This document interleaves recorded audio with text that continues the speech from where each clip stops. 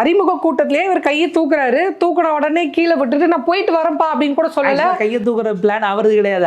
அமித்ஷாக்கு அந்த திட்டமே இல்ல. கேபி முனுசாமி தான் ஐயோ அதை மறந்துட்டீங்கன்னு அமித்ஷாவை கூப்பிட்டு வந்து எல்லாம் கை தூக்கணும்னு தூக்குனது. இல்ல இறக்கி விட்ட உடனே ஒரு வார்த்தை நான் கிளம்புறப்பான்னு கூட சொல்லியிருக்கலாம்.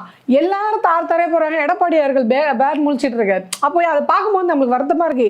இன்னைக்கே அதிமுக நிலைமை இப்படி இருக்குன்னா இவங்க கூட்டணி வச்சு ஒருவேளை தமிழ்நாட்டுக்கு போராத காலம் இவங்க ஜெயிச்சு வந்துட்டாங்கன்னா அப்ப முடிவு எடுக்கிற இடத்துல யார் இருப்பா, தமிழ்நாட்டுல என்ன மாதிரியான முடிவுகள் எடுக்கப்படும் அப்படின்ற பயம் நம்மளுக்கு வருது. ரொம்ப சிம்பிளான கேள்வி.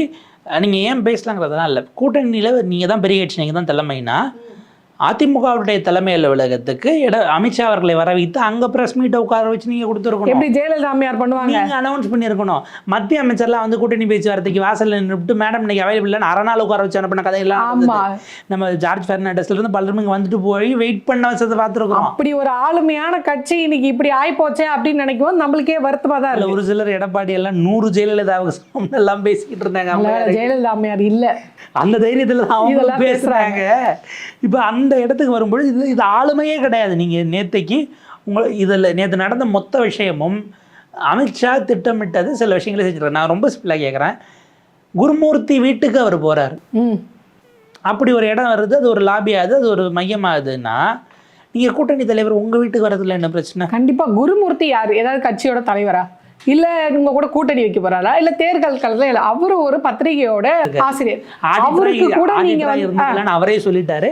ஒரு அரசியல் லாபி சர்க்கிள்ல அவருக்கு என்ன சம்பந்தம்? இங்க என்ன அவருடைய வேலை? பிள்ளைக்கு அவருக்குமே என்ன சம்பந்தம்? அப்படி இருக்கும்போது அவர் வீட்டுக்கு நீங்க தனிப்பட்ட முறையில போய் பாக்குற அளவுக்கு அவருக்கு இம்பார்ட்டன்ஸ் கொடுக்கப்படும் போது எடப்பாடி வீட்டுக்கு கூப்பிட்டு அவர் வீட்டுல கூப்பிட்டு விருந்துதான் வச்சிருக்காரு எடப்பாடி அவர்கள். அதுக்கு இவர் எல்லாம் அறிவிச்ச பிறகு எங்க வீட்டுக்கு வந்து கையில நஷ்டம் போங்க உறுதிப்படுத்திடுவோம். இன்னைக்கு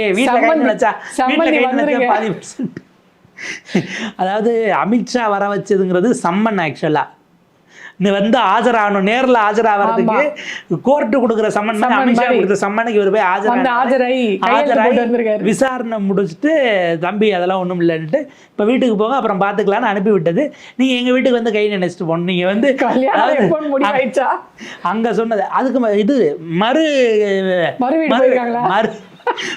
பந்தி இருக்குல்ல. அதாவது இவங்க வீட்டுக்கு வந்து கை நினைச்சா இவங்க போய் கை நினைக்கணும். டெல்லிக்கு அமித்ஷா வர சொல்லியிருக்காரு. மோடி அவர்களை நட்டா அவர்கள்லாம் போய் பார்த்துட்டு கை நினைச்சிட்டு வர்றதுக்கான ஏற்பாடுகள் போயிட்டு இருக்குன்னு ஏற்பாடு போயிட்டு இருக்கு. போய் சாப்பிட்டுட்டு என்னைக்கு கல்யாணம் பண்ணலான்ற தேதி குறிச்சிட்டு வருவாரு. அங்க புரோகிதர்கள் எல்லாம் வெயிட் பண்ணிட்டு இருப்பாங்க. அது எக்கச்சக்கமா அவங்களுக்கு அந்த இதெல்லாம் இருக்கும், தொடர்புகள்லாம் இருக்கும்.